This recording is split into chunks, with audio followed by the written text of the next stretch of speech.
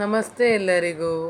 ನಾನಿವತ್ತು ರಾಗಿ ಮುದ್ದೆ ಜೊತೆ ಕಾಂಬಿನೇಷನ್ ಆಗಿ ಒಂದು ಹೆಸರು ಬೇಳೆ ಮತ್ತು ಆಲೂಗಡ್ಡೆ ಹಾಕಿ ಒಂದು ಸಾಂಬಾರು ಥರ ಮಾಡ್ತಾಯಿದ್ದೀನಿ.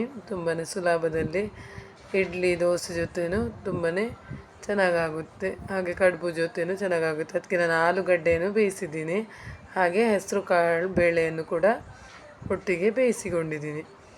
ಆಮೇಲೆ ಒಗ್ಗರಣೆಗೆ ಎಣ್ಣೆ ಹಾಕಿಕೊಂಡು ಎಣ್ಣೆ ಬಿಸಿ ಆದಮೇಲೆ ಅದಕ್ಕೆ ನಾನು ಸಾಸಿವೆ ಹಾಕಿಕೊಳ್ತಾ ಇದ್ದೀನಿ.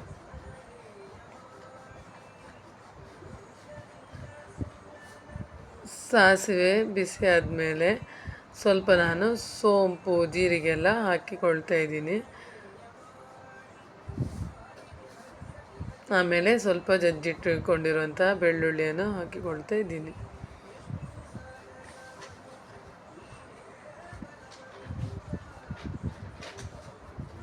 ಆಮೇಲೆ ಸ್ವಲ್ಪ ಕರಿಬೇವು ಸೊಪ್ಪು,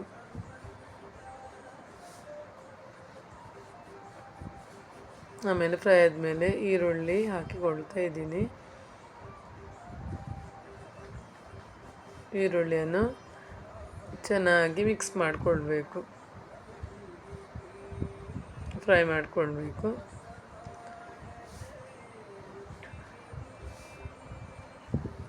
ತುಂಬಾ ಸಿಂಪಲ್ಲಾಗಿ ಈಸಿಯಾಗಿ ಆಗುತ್ತೆ. ಆಮೇಲೆ ಟೊಮೊಟೊವನ್ನು ಹಾಕಿಕೊಳ್ತಾ ಇದ್ದೀನಿ. ಟೊಮೊಟೊವನ್ನು ಕೂಡ ಫ್ರೈ ಮಾಡ್ಕೊಳ್ತಾ ಇದ್ದೀನಿ.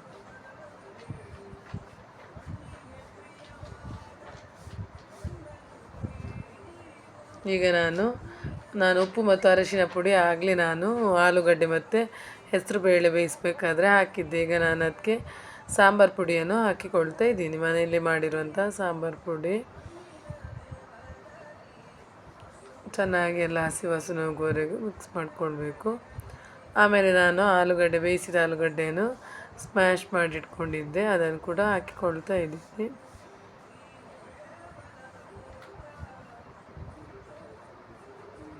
ಆಮೇಲೆ ಮತ್ತೆ ಮಿಕ್ಸ್ ಮಾಡ್ಕೊಳ್ತಾ ಇದ್ದೀನಿ.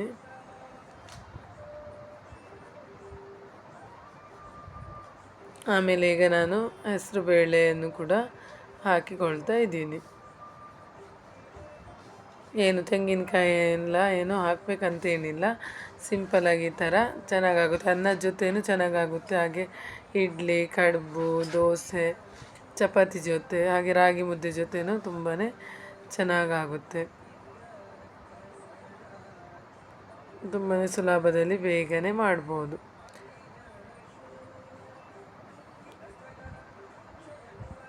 ಉಪ್ಪು ಸಪ್ಪೆ ಇರೋದ್ರಿಂದ ಸ್ವಲ್ಪ ಉಪ್ಪನ್ನು ನಾನು ರುಚಿಗೆ ತಕ್ಕಷ್ಟು ಹಾಕಿಕೊಳ್ತಾ ಇದ್ದೀನಿ.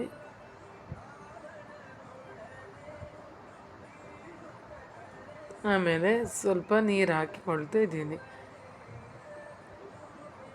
ನಾನು ಸ್ವಲ್ಪ ದಪ್ಪನೇ ಇಟ್ಕೊಳ್ತಾ ಇದ್ದೀನಿ, ಜಾಸ್ತಿ ನೀರು ಹಾಕಲಿಲ್ಲ.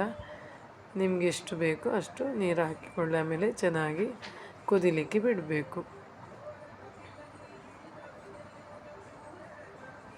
ಆಮೇಲೆ ಕೊನೆಯದಾಗಿ ಕೊತ್ತಂಬರಿ ಸೊಪ್ಪನ್ನು ಹಾಕಿಕೊಳ್ತಾ ಇದ್ದೀನಿ.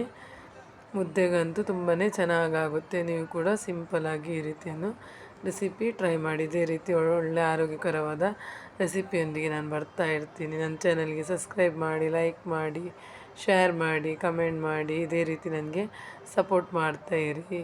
Okay friends, take care, bye ಬಾಯ್.